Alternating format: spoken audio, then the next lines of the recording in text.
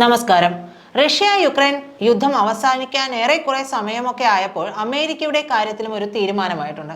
ഈ കാലുവാരിൽ പാരമ്പര്യമായി കൈക്കൊള്ളുന്ന അമേരിക്കൻ ഭരണാധികാരികളുടെ തനി സ്വരൂപം പുറത്തെടുക്കാൻ നിലവിലെ പ്രസിഡന്റ് ഡൊണാൾഡ് ട്രംപും മറന്നിട്ടുണ്ടായിരുന്നില്ല എന്നറിയാലോ. അത്രയും കാലം യുക്രൈന്റെ കൂടെ നിന്നിരുന്ന അമേരിക്ക പെട്ടെന്ന് തന്നെ കാലുമാറി റഷ്യയുമായിട്ട് ബന്ധം സ്ഥാപിച്ചതും യുക്രൈനെ കൈയൊഴുകുകയും ചെയ്തു.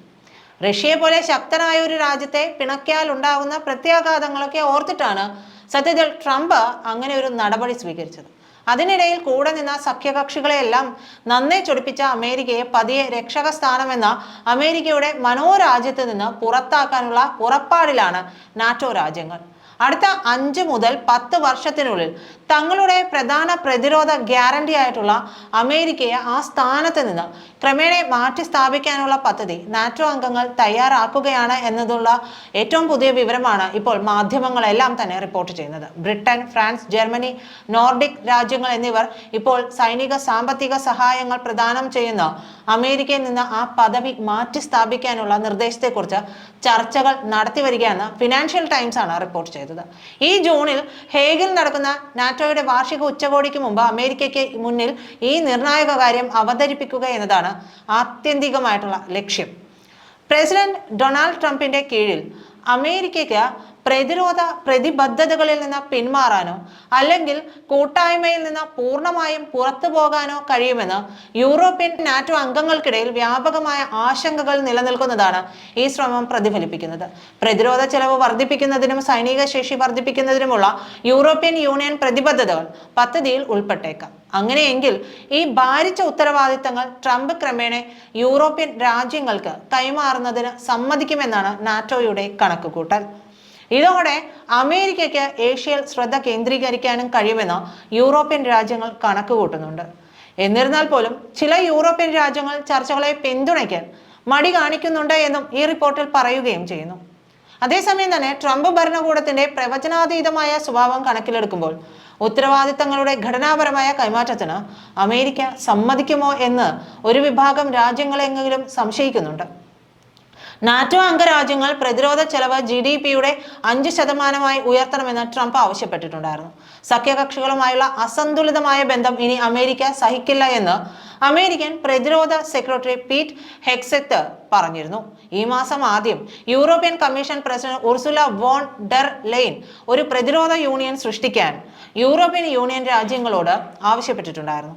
ബ്ലോക്കിന്റെ സൈനിക വ്യാവസായിക സമുച്ചയത്തിന് 800 ബില്യൺ യൂറോ വരെ കടവും നികുതി ഇളവുകളും സമാഹരിക്കുന്നതിനുള്ള റിയാം യൂറോപ്പ് എന്നറിയപ്പെടുന്ന ഒരു പദ്ധതിയെയും യൂറോപ്യൻ യൂണിയൻ പിന്തുണച്ചിട്ടുണ്ട്. അതിനിടയിൽ യുക്രൈനിൽ ഐക്യരാഷ്ട്രസഭയുടെ സമാധാന ദൗത്യത്തിനുള്ള പദ്ധതിക്കായിട്ടുള്ള തീവ്ര ശ്രമത്തിലാണ് ഫ്രഞ്ച് പ്രസിഡന്റ് ഇമ്മാനുവൽ മാക്രോൺ. ആഴ്ചകളായി മാക്രോണും ബ്രിട്ടീഷ് പ്രധാനമന്ത്രി കീർ സ്റ്റാർമറും ഇച്ഛാശക്തിയുള്ളവരുടെ സഖ്യമെന്ന പദ്ധതിയിൽ പ്രവർത്തിക്കുകയൊക്കെ ചെയ്യുന്നുണ്ട്. 30 രാജ്യങ്ങൾ ചർച്ചകളിൽ പങ്കെടുത്തിട്ടുണ്ടെങ്കിലും എത്ര പേർ യുദ്ധത്തിന് തയ്യാറാണെന്ന് ഇതുവരെ വ്യക്തമായിട്ടില്ല. ഇതുവരെ ഫ്രാൻസും ബ്രിട്ടനും മാത്രമാണ് യുക്രൈനിൽ സൈനികരെ വിന്യസിക്കുമെന്ന് വ്യക്തമായി തന്നെ പ്രതിജ്ഞയെടുത്തത്. യൂറോപ്യൻ നേതൃത്വത്തിലുള്ള ശ്രമങ്ങളെ പിന്തുണയ്ക്കുന്നതിനുള്ള അമേരിക്കൻ പിന്തുണ അനിശ്ചിതത്വത്തിലാവുകയും അമേരിക്കൻ പിന്തുണയില്ലാതെ സൈനികരെ വിന്യസിക്കില്ലെന്ന് ബ്രിട്ടൻ അറിയിക്കുകയും ചെയ്ത സാഹചര്യത്തിൽ യുക്രൈനിനായി ഒരു UN സമാധാന ദൗത്യത്തിന്റെ സാധ്യത മാക്രോൺ പരിശോധിച്ചതായി ദി ഡെയിലി ടെലിഗ്രാഫ് റിപ്പോർട്ട് ചെയ്തിട്ടുണ്ട്. യൂറോപ്യൻ യൂണിയൻ ഉച്ചകോടിയിൽ Macron UN secretary general Antonio ഗുട്ടറസുമായി പദ്ധതി ചർച്ച ചെയ്തതായി പത്രം റിപ്പോർട്ട് ചെയ്യുന്നു. എന്നിരുന്നാൽ പോലും മാക്രോൺ പദ്ധതിയെക്കുറിച്ച് ചർച്ച ചെയ്യുക മാത്രമാണോ അതോ അദ്ദേഹം അത് ഗൗരവമായി പരിഗണിക്കുകയാണോ എന്ന് ഉറപ്പില്ല എന്ന് ഈ റിപ്പോർട്ടിൽ വ്യക്തമാക്കിയിട്ടുണ്ട്.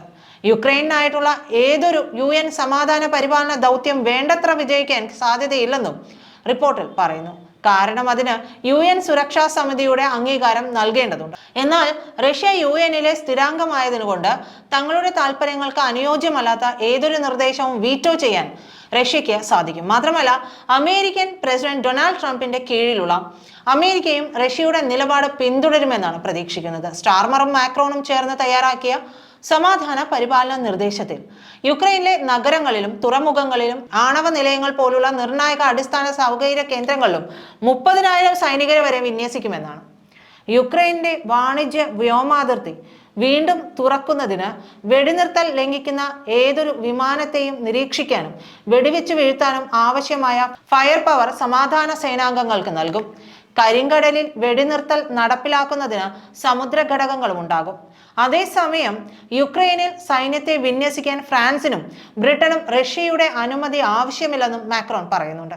ഫ്രാൻസിന്റെ വ്യോമതാവളങ്ങളിൽ ഒന്നിൽ $1.6 ബില്യൺ നിക്ഷേപിക്കുന്നതിനായി മാക്രോൺ റഫേൽ യുദ്ധവിമാന ഓർഡറുകൾ വേഗത്തിലാക്കുമെന്നും റിപ്പോർട്ടുകളുണ്ട്.